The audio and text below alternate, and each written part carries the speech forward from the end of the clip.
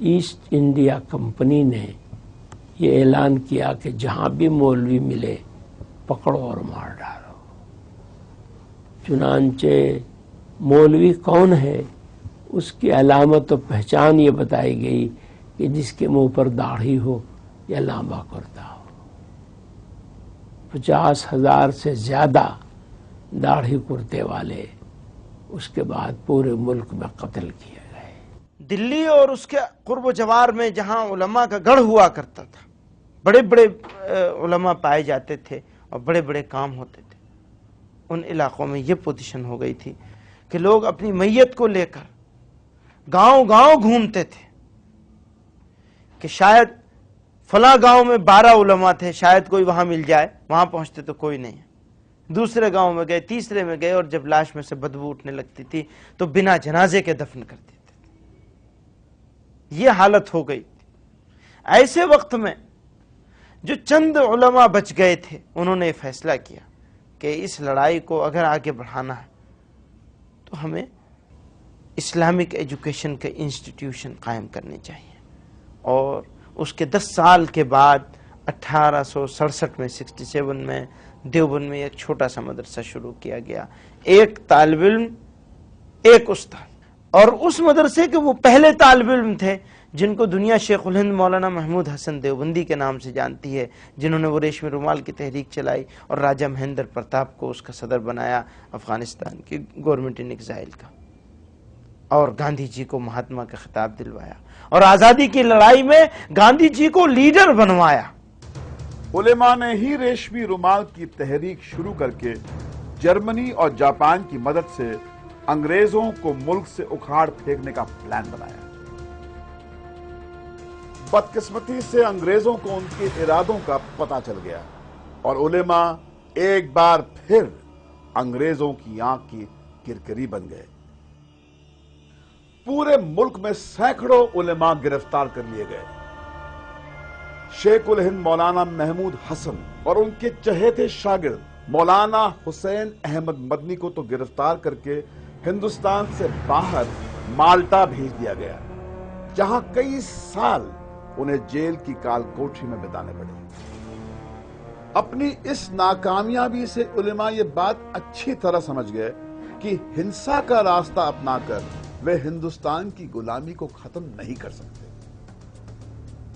علماء نے سن 1919 میں جمعیت علماء ہند کے نام سے ایک نئی تنظیم شروع کی اور جن آندولن کو انگریزی حکومت کے خلاف ایک نیا ہتھیار بنایا۔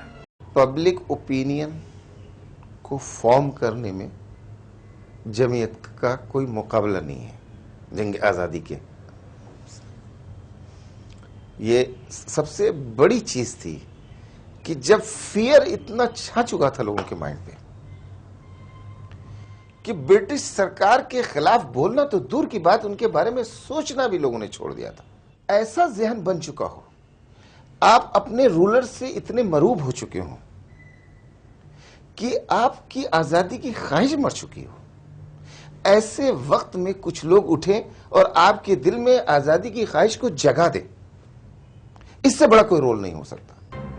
گاندھی جی کے ساتھ جنگ آزادی کے ہر مورچے پر جمعیت نیتا قدم سے قدم ملا کر چلتے رہے۔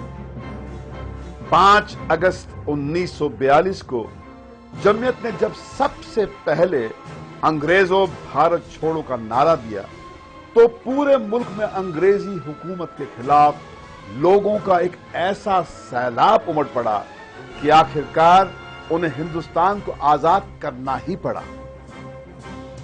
لیکن بٹوارے کے مدعے کو لے کر جگہ جگہ بھڑکے قومی دنگوں نے اس ہندو مسلم ایکتا کو سب سے زیادہ نقصان پہنچایا جس نے انگریزوں کو ہندوستان سے باہر کھدیڑ دیا تھا۔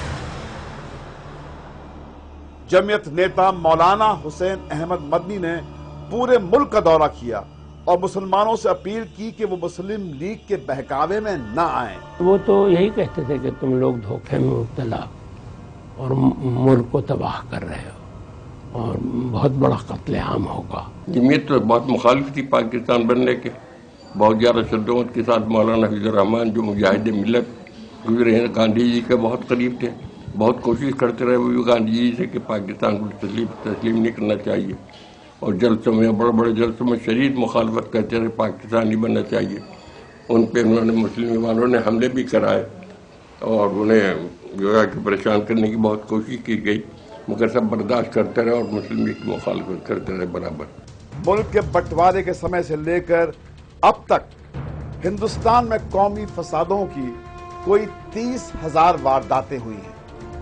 سرکاری آنکڑے بھی اس بات کے گواہ ہیں کہ ان سبھی دنگوں میں مارے گئے لوگوں میں 85% سنکھیا مسلمانوں کی ہی ہے۔ آج بھی تعلیم اور ترقی کے بجائے مسلمانوں کے سامنے سب سے بڑا مسئلہ اپنی حفاظت کا ہے۔ مٹھی بھر مسلمانوں کے ہنسا کی کسی واردات میں شامل ہونے کے شک کی سزا پوری قوم کو دی جاتی ہے، ان کا قتل عام ہوتا ہے، ماں بہنوں کی عزت لوٹ لی جاتی ہے، دنگائیوں سے جان بچانے کی بجائے پولیس اور سرکاریں خود مسلمانوں کی جان کی دشمن بن جاتی ہیں۔